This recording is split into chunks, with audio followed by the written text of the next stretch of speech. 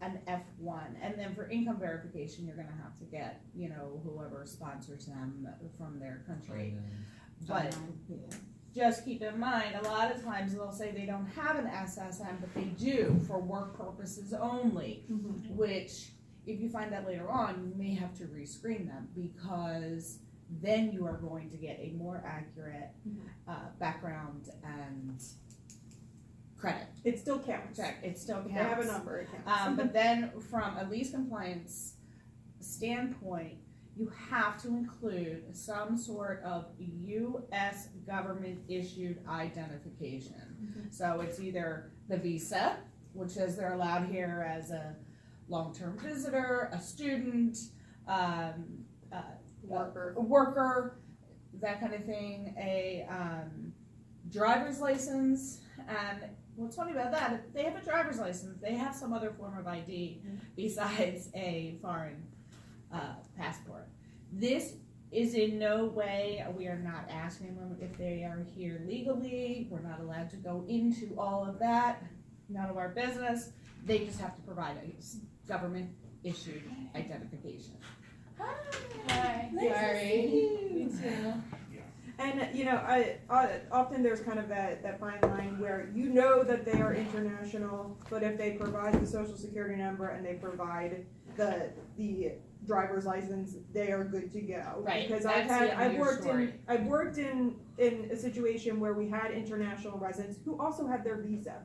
We do not require it because we don't require anybody else with a social security number and identification to provide it. So to follow fair housing, it's if they have an SSN, just a government issued driver's license identification would be fine. We're good. Without an SSN, a visa, something that just shows that they do have residency here, like the F1, anything like that would work. Right. How are you? Good, how are you? Good. Did the drive stink? Yeah. Yeah. It was like a 3-hour drive. That's awful. I'm sorry. That's okay. Yeah, it seems like the traffic just keeps.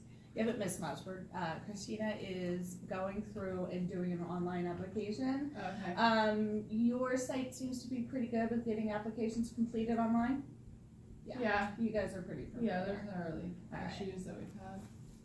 Okay, so now the second form of identification, again, driver's license, state photo ID, or I do not have any of these.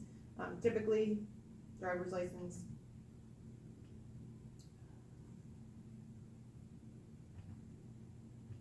And this information really does help when it comes to the background check. The social security number is less when it comes to the background check. It's more about the identification.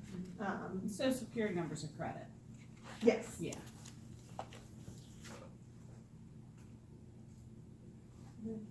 And then the address. Great thing about this system, address is required. Whereas on the paper application, you'll notice people will tend to forget to put down or not put down an address, which is kind of odd because I'm like, where do you live? What's even odder is we're not going back and having them fill that out before we're turning it in. Yeah. I don't know how we can screen them without it, but yeah.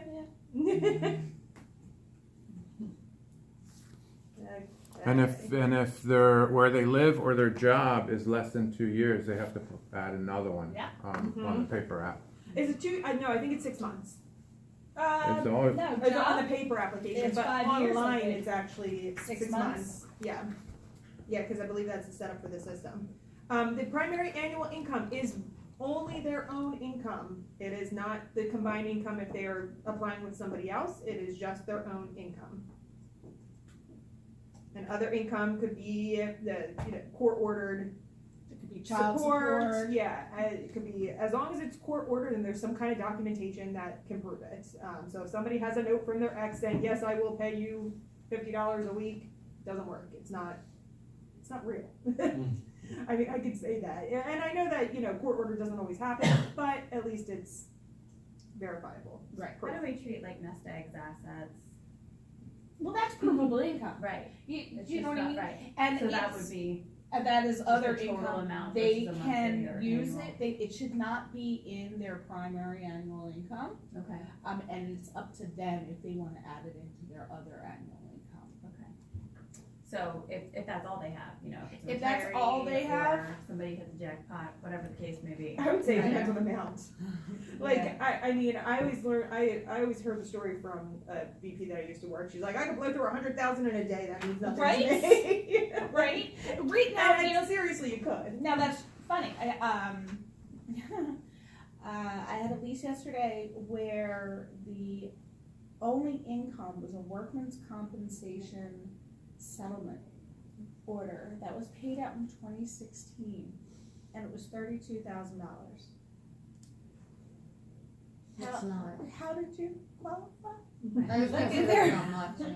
There's no income other than that coming in, and so obviously they should not have been approved. So now with somebody sells a house, they sell their house Mm-hmm. and they get a lump sum of Right. 200,000.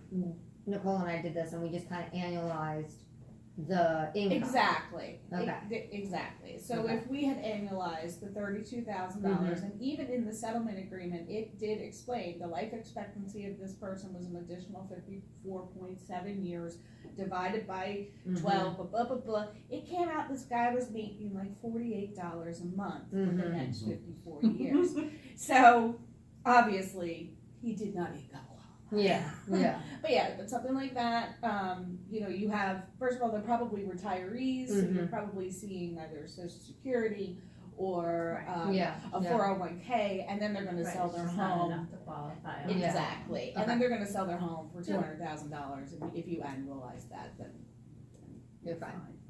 So when they have bank statements, how much, like 5 times? Wait, what? Five Bank times the statement. annual rent. For what? Bank statement. If they don't have, an annual income and they're just showing you bank statement, like there's no income verification necessarily, but you're going by their bank statements, the total of their bank account should be 5 times the annual income. Oh. 5 times the annual Right. rent. Instead of 3 times. That's why I was confused. Income, Yeah. yeah. Okay, so we have our income in there, and then all of these questions are pre-screening questions. So if they do not put in enough income, we will not screen their credits. If they say that they have been convicted of one of these crimes, or have been evicted, we will not screen. That opens up conversation. If they put it in there, it's automatically going to flag them. I know everybody has seen this where it just says pre-screen. It's red. There's nothing going on. It'll tell you the reason why. I just had one in a property yesterday that put in that they had been evicted. At this point, you give them the choice because they don't know if it's going to show up on their credit or not. You give them the choice. Do you want to be screened or not? If you would like to continue screening, we will continue screening. Tell them the rest of that story. Turns out that once we continue screening on that person, although they got approved with conditions, don't know how, we have to check the setup, they actually had moved out of the Commons at Mansfield One of our properties. and owed $3,000. They Had been actually had been And evicted. that didn't show up in the. It bill showed page. up, but it didn't, it It didn't gave them conditional approval, which was funny because usually those are supposed to. Automatic, On it seemed like fail. $50 to another. Yeah. Mhm. Yeah. So I think it goes back to the setup of that We have to property, get, so we have to check right, that. like the one I was talking about yesterday was actually denied at Norris Hills, and 5 days later was approved at Luxor, so. Wow. It's our settings.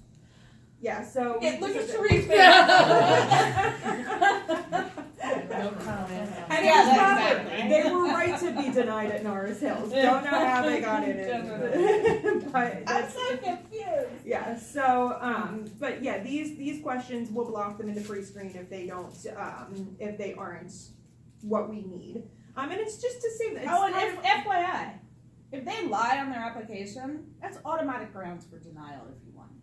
You are within your right. If they tell you they've never been convicted of a felony, nor have they ever been evicted, and you run their thing and it comes up, even if your gut says no, that's your grounds, right there. Because when they sign that credit release, they're saying that they are giving you their correct income, their correct addresses, they're being honest and forthright with their criminal history and their rental history. Okay, so we've saved all that information for their personal information, and now we're gonna continue on to sign the agreements. Unless Melissa, where they all threatened to sue her.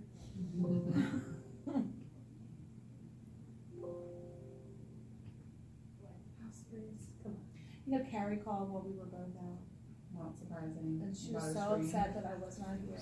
I spoke to her. You spoke to her, that's Oh, for right. 45 minutes. I spoke Oh, to her. yeah. Usually when I'm talking to her, I'm Skyping with Melissa. Yeah. I'm like, oh, the dumpster's removed. Jamie was wearing her shopping cart. Her shopping Her cart? shopping cart. No, not that she wasn't complaining about Oh, like did cat Jamie food. get rid of it? Her shopping Jamie cart? got rid of the shopping cart, and she didn't have the ability to move her things for bed bug treatment. She has bad bugs. She dumpstered it. I Oh, know, man. Jesus. She has really bad bed bugs. I got bit by one yesterday, Oh gosh. moving a mattress full of them. Oh, And be careful. they were like, You're "Oh, we're not supposed to gonna be in a touch it. hazmat We're suit not to gonna do touch that." it." And I was like, "Come on, guys, you got gloves. Grab it. Help me." And yeah, the little sucker. I still got the mark. Oh, yeah, that's not good. But yeah. Yeah, I wasn't here. Allison was very upset. I called her. I was on my way up to Poconos. I called her. I'm like, I'm sorry. She's like, you. I'm Gosh. sorry. Like a Friday at 4:32 or something like that. Always, I called. always. Because I wasn't here. Like, Allison's so sweet, and Carrie goes on and on and on and on. And Allison's like, I finally had to hang up on her. I had other calls. I'm like, it's Aw. Okay, so now we're coming to the agreements. And these are all, so we have the screening consent form, so it just says that they're being charged the non-refundable application fee, the additional $100 holding fee, tells them what happens, if they are approved or denied when it comes to, their holding fee. Authorized, applicant acknowledges, all that fun stuff. And it's authorizing us to process their application.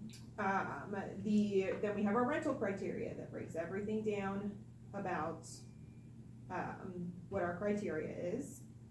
This is where all of these pages are, everybody just accepts and nobody reads, so that's why when But we they're all actually, you know. legal, they're all there for legal reasons, Yeah. not just for the heck of it. But this part is the most important reason of why that they need to finish the paper application, or not the paper, the online application to the end where they sign it, because we have nothing unless they do that. So, next it goes into if your property has it, I know Melissa, you do not have it, it's the property administration fee. It breaks it down what it is in here. Also, everybody that has Lease Protect, it has the frequently asked questions that they can review about what it is. And then the pet policy is in there, so nobody can say that they don't know what the pet policy is. So even if they don't have a pet, they see the pet policy. So if they ever add a pet, you can say, hey, you signed off on our pet policy, you now owe us this money. And then, Real Pages terms of use, this is something that they set up as far as that they're the authorized company to perform this. So then you verify all your information. If you need to go back and edit anything, you just go back and edit. It tells you how much your fees are that you're going to pay today and your different options of making that payment.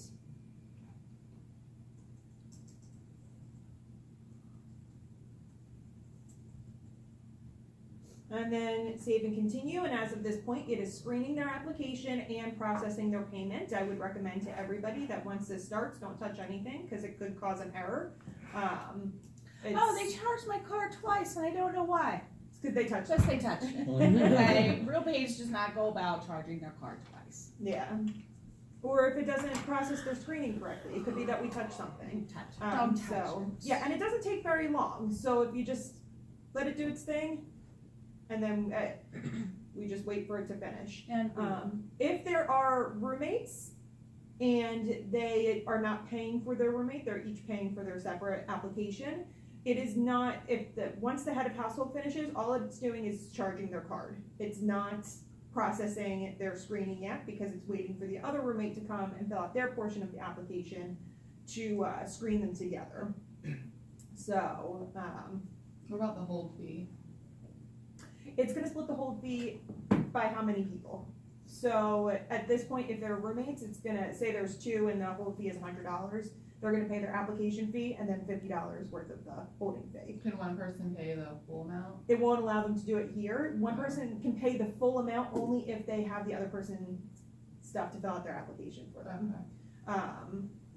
So now we come to the part where causes the greatest confusion for everyone. And I can understand why, because it's pretty much tells them that they're done, but they're not.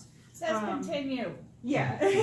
But if they read along the top, it makes them think that they're done.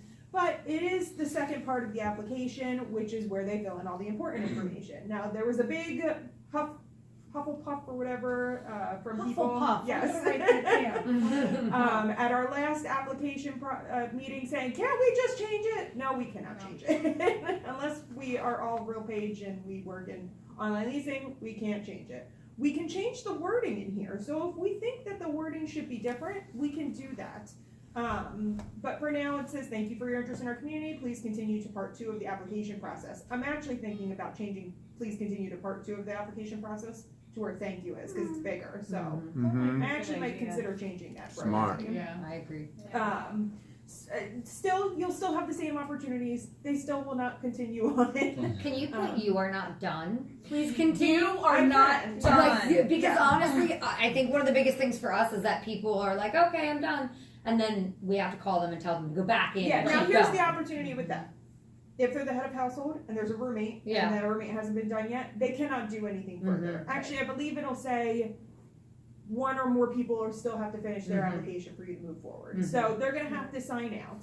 And that's okay. It's our job at that moment to remind them to go back in when the time comes. And we'll know when the time comes when they screen. As soon as they screen, we'll know to send them back in. Right, it's not just a reminder, it's I am unable to generate your lease until you go in and finish this application. Because if you go into their account and you don't see that little square next to their name, you click on it, it says signature has been added for the application.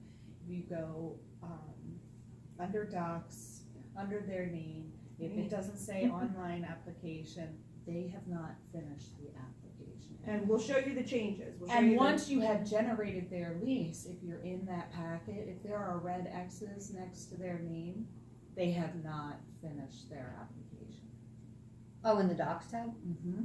Oh, that's neat. And we're gonna show you that right now. Yeah, you know like when you move them in and you have to manually close the Mhm. packet, and you're looking, and that's when you see if I haven't signed the Mhm. lease or whatever, it's gonna have red X's under certain things.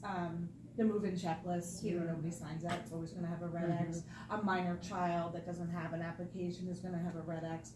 But your main residents who are fiscally responsible for the lease, if they have a red X, you know they haven't finished their online application. Yeah. Okay, Yeah, so not you that can way. see right here, right where I'm circling, there would be a little piece of paper there if they finish their application. No paper, not done. Even though it says, does it say Yeah. approved? It does I'm say really approved sorry, final. guys, I forgot my glasses, that's why I keep putting on my sunglasses. It says approved It says final, approved final, so that's confusing. right, to you your think you're team. done. So, but it's not going to be confusing for your team anymore because you know there's no paper there means they're not finished. Sometimes you'll see multiple people. The second person is usually the first one to finish their application because once they finish their pre-screening, they can move on. The other person has to sign back in. So sometimes you'll notice that the second person has it, but the first person does not. That has been, as sites have been improving with getting the completed application, that is the scenario I'm seeing most lately. Is where one person has a completed one and the other one doesn't. I saw that too. Mm-hmm. And here, let me show you inside the Gosh. packet. Oh, there it is. Oh, and you can see there's no other documents attached to this person. If there was, there would be a folder that said online application. Also, you see, now yours are all at the top. I don't know why this one's just something to number 5. Weird. I think I have to organize it, but I haven't. So, you can see online leasing app, X next to the name. So the only time you'll see an X next to a person's name when it says online leasing application, co-signers, minors. They'll always have the X's.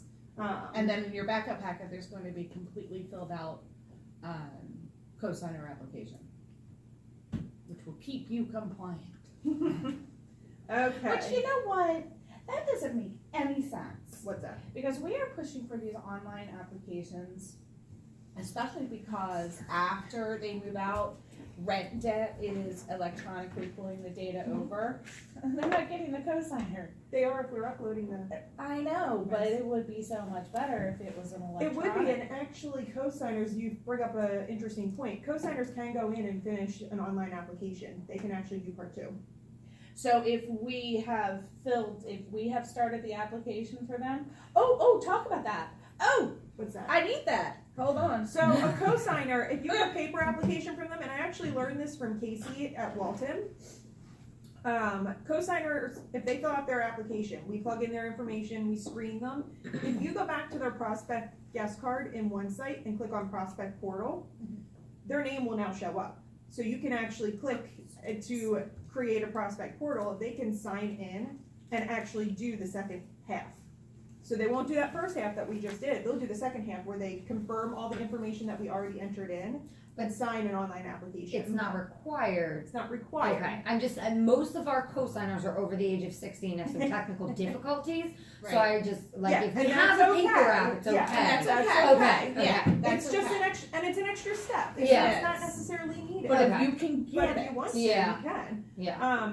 Now, we do upload the packets, so they should be able to pull that eventually. but Well, they should be now, able to pull the information. If we migrate the co-signers with the regular applicants, isn't there gonna be an issue with the fact that the co-signer needs to be screened separately? Correct.